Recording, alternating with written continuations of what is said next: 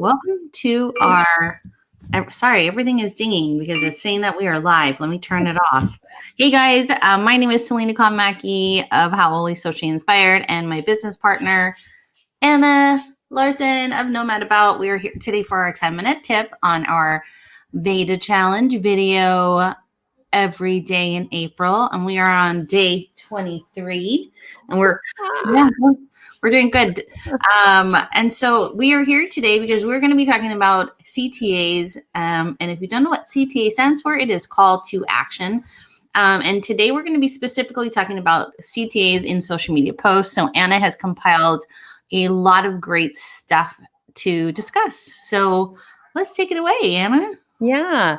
Okay. So to start off with, like Selena said, a CTA is a call to action. And the whole purpose for having a call to action is to spur your customer or your client to take the next step. That's the whole point of it. So if you don't include a call to action in a social media post, the most that you're doing with that post is creating some sort of brand awareness or offering a little bit of information, but you're not telling them to go anywhere. You're not telling them to do anywhere. So it's very unlikely that they're going to choose to go anywhere or choose to do anything other than just maybe glance at your post and scroll on by. So this is why the call to action is so incredibly important. And so we're just going to talk about some of the best practices for a call to action, what they are, and give you some examples, and then go from there. Sound good? Okay. So our very first tip for a strong call to action is to always know what your goal is for your post. Mm-hmm. And this is like an overall general goal. What do you want them to do? What's the whole purpose of this? Mm-hmm. If you're throwing up social media posts and you don't have a goal for every single one, you are doing yourself a huge disservice.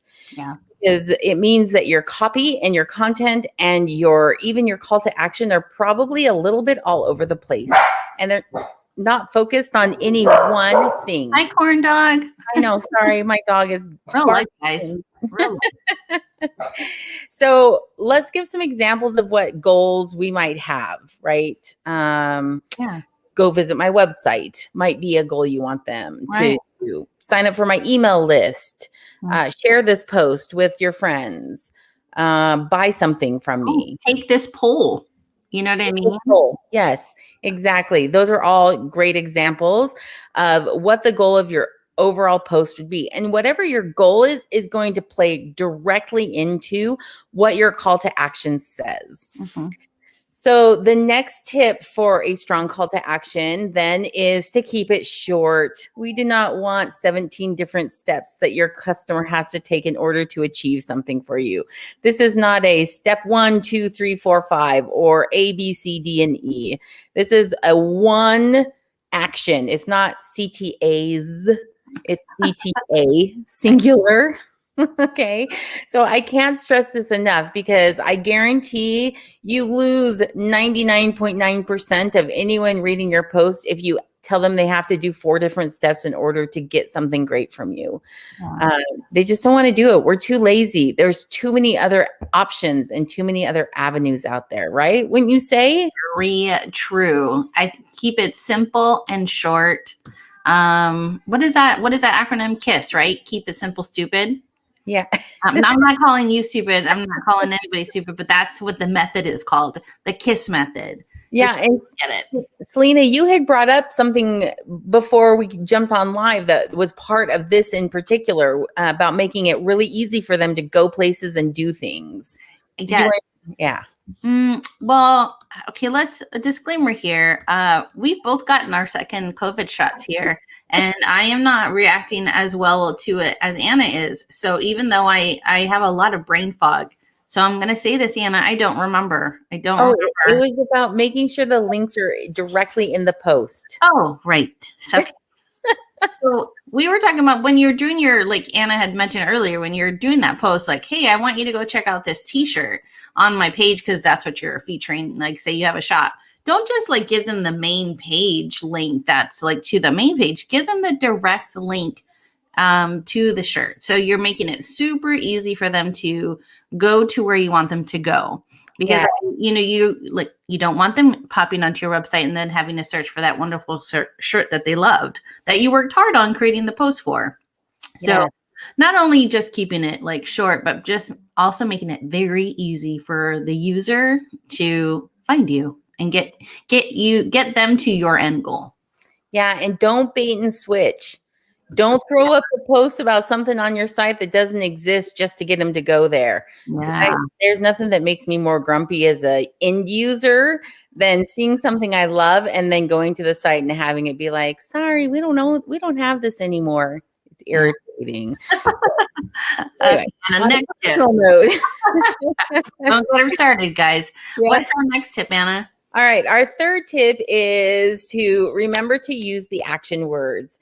And so I want to just mention here also that when you're thinking about how you're going to use the action words, so often we hear, read this, buy this, do this, sign here. But I want you to think about your tone when you are putting in your call to action. It doesn't always have to be 2 words and a command. Those are not bad calls to action. That can be an absolute perfect call to action for your social media post. But consider the tone when you say something. Let's say you have a product you want them to buy and you say, buy this, versus the tone when you say, don't miss this opportunity. Right? There is a big difference, and it's going to speak to different clients and it's going to speak to different people. So when you're creating that call to action, again, think your end goal, think about your ideal client and what are they going to respond to? Is it going to be a hard sell, buy this now? Or is it going to be a softer sell, don't miss this opportunity, or don't miss this t-shirt, or whatever it is that your product is.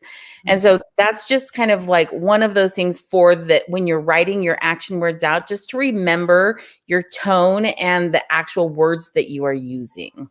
Yeah. And I think I just want to jump in here too. And sometimes it just goes back to know who your audience is, and how they like to be talked to.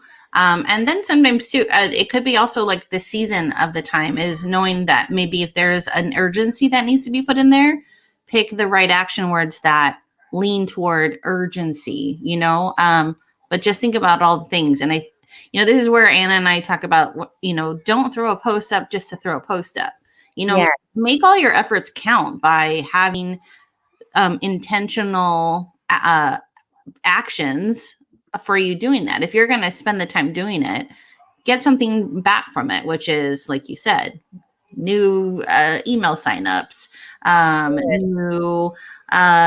new Instagram, followers, just something, whatever it is, but just at least put effort into what the end goal, like if you're going to post a picture of this, why do you post a picture and where would you love for them to go after that, like Anna says, or what action do you want them to do? So exactly. Yeah. So some of the reasons why, or some of the different types of social media calls to action or the end goals that you can have might be, Selena mentioned one already, which is create a sense of urgency. Like, hey, if you don't act on this now, it's going away and you won't have another chance. Urgency is a huge psychological trigger for pretty much anyone and everyone, right? Like the fear of missing out on something great. And if you've done a great job on your copy, that fear is real and they're going to click that button because they don't want to miss out on it. That's one. Another one might be some sort of activism or social hot topic. So an example of this is or like charitable giving. I would use an example of this might be like the Coke campaign where it was like share a Coke with a friend and it had the names on the cans. Like they did a great job on their social media, like promoting that campaign and got a huge amount of shares and follows and likes and free advertising from a lot of different people because they use that share it with a friend activism type of feeling to get their customers to do what they wanted them to do.